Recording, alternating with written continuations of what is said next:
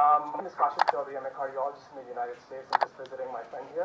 My question is, you talked about politicians using slogans just to win their campaigns. While Imran Khan was campaigning, he used the Khatm Nubuwwat card a lot. He attended Khatm Nubuwwat conferences, and he assured the right wing that he would uphold the Second Amendment and the anti-Ahmadi laws of Pakistan. As things stand, Ahmadi Muslims cannot worship openly. They are denied the right to read the Quran. They can't vote in Pakistan. They can't call their mosques mosques. They can't identify as Muslims. I'm an Ahmadi Muslim myself, by the way. So, how does this assurance to the right wing, how do you see that in line with your own vision of turning Pakistan into Jinnah's vision? Jinnah was the person who stood for religious freedom in its complete, entire sense. So how do you kind of, how do you see these two apparently contradicting things?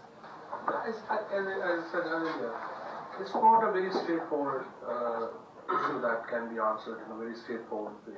It's a very complex problem. People, since 1952, I would say, in 1952 we have that movement, but people are getting killed since 1952, and it's been 68 years that people are getting killed on these issues. So you can't have, a very straightforward answer to such questions. But as far as the minorities are concerned, our region is concerned, we are very inclusive. PTI is a very inclusive party. We are trying to create an environment where everyone can live his life as per the Constitution and as per the law. Can I be the health minister in your party?